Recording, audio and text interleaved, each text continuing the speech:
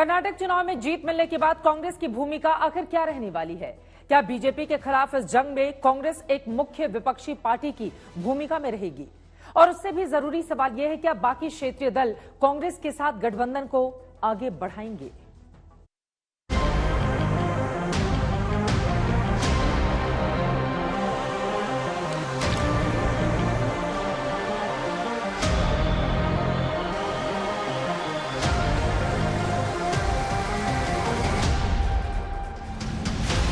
विपक्षी एकता का बिगुल पाटलिपुत्र से फूंका गया और इस बैठक में सबसे पहले राहुल गांधी को बोलने का मौका मिला। जैसे खारगे जी ने कहा, नीतीश जी ने कहा, कुछ ही समय में अगली मीटिंग होगी। नीतीश कुमार ने इशारा किया और राहुल गांधी ने शुरू किया। ये राहुल के सियासी कद और महागठबंधन में उनकी अहमियत को दर्शाता है। लेकिन सवाल इससे आगे का है, क्या नीतीश कुमार के अलावा भी कोई है जो राहुल गांधी को प्रधानमंत्री बनते हुए देखना चाहता है? हनुमान जी का नाम लेके चुनाव में जय हनुमान जी करके ये लोग चुनाव लड़ता है। इस बार कर्नाटक में हनुमान जी, महावीर जी नाराज हो गए, ऐसा हमारे यहाँ गद्दार पीठ पर कि राहुल गांधी की पार्टी जीत गई। काफी इनका पार्टी जीता, हनुमान जी अब हम लोग के साथ हो गए। लालू यादव कर्नाटक का जिक्र यूं ही नहीं करते हैं। हिमाचल के बाद कर्नाटक से ही कांग्रेस को जीत की संजीवनी मिली है। दक्षिण भारत का सूखा एक तरह से खत्म हो गया है। लेकिन इस जीत के साथ दो सवाल सियासी आसमान में तैरने लगे हैं। पहला सवाल, क्या क्षेत्रीय पार्टियों को कांग्रेस स्वीकार है? दूसरा सवाल, क्या कांग्रेस के बगैर कोई गठबंधन संभव है? अभी जो भी शासन में है वो देश के हित में काम नहीं कर रहे और सारे इतिहास को बदल रहे हैं। आजादी की लड़ाई को भी भुलवा देंगे। तो एक एक चीज जो काम हो रहा है उस सबको लेकर के सबकी चिंता है, इसलिए सब लोग एकजुट रहेंगे। तो आज बहुत अच्छे ढंग से बातचीत हो गई है। कर्नाटक के नतीजों का बारीक विश्लेषण बताता है कि कांग्रेस दक्षिण में मजबूत हो रही है। राहुल गांधी की भारत जोड़ो यात्रा असर कर गई है। कांग्रेस समझ गई है कि जीत का फॉर्मूला क्या हो सकता है। इन नतीजों के बाद कहीं असर है कि कांग्रेस को किनारा करके कोई आगे बढ़ना नहीं चाहता। आज पटना और बिहार नए राजनीतिक नव जागरण का गाभा बन रहा है। आज केवल दल यहाँ नहीं बल्कि देश के लोग, देश के नेता मिल रहे हैं।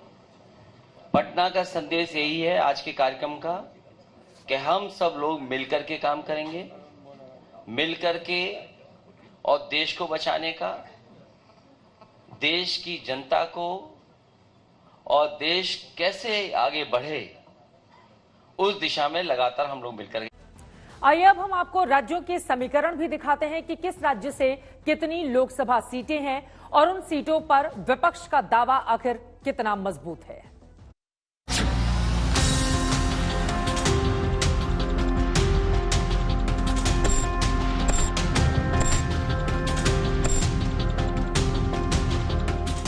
राहुल गांधी को नए लोगों से जुड़ने में कोई परहेज नहीं।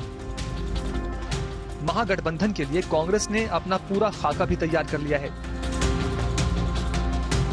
इस खाके का केंद्रीय भाव यह है कि बीजेपी से लड़ाई के खिलाफ खड़े हुए मोर्चे को बंटने नहीं देना है। राहुल गांधी बीजेपी को हराने के लिए हर वो तरीका अपनाने को तैयार है जो नैतिकता के दायरे में आता है। इसलिए वो एकला चलो की रणनीति छोड़कर कांग्रेस को संवाद की नई शैली की तरफ मोड़ना चाहते हैं।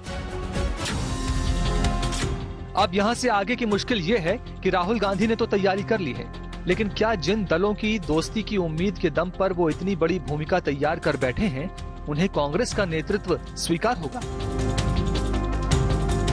2019 के चुनाव पर नजर डालते हैं। 2019 में बंगाल में टीएमसी को 43.8% वोट मिले। लेफ्ट का वोट प्रतिशत महज 6.74 था। कांग्रेस का वोट शेयर सिर्फ 5.26% था, जो ममता के मुकाबले बहुत कम था। 2019 में बिहार में जेडीयू का वोट प्रतिशत 21.81 था। आरजेडी को 7.86% और कांग्रेस को 7.70% वोट मिले। नीतीश के मुकाबले राहुल गांधी का वोट प्रतिशत 1/3 था। दिल्ली में 2019 में कांग्रेस के पास 22% और आम आदमी पार्टी के पास 18% वोटर शेयर था। लेकिन विधानसभा चुनाव और एमसीडी चुनाव में समीकरण बदल गए। कांग्रेस भी जानती है कि दिल्ली में केजरीवाल कितने मजबूत हैं। पंजाब में 2019 चुनाव में आम आदमी पार्टी को सिर्फ 7% वोट मिले थे और कांग्रेस को 40.12%। लेकिन 2019 के बाद से समीकरण बिल्कुल बदल गए हैं। अब पंजाब में केजरीवाल का राज है। महाराष्ट्र में शिवसेना और एनसीपी के पास 38.71% वोट थे, जबकि कांग्रेस के पास सिर्फ 16%।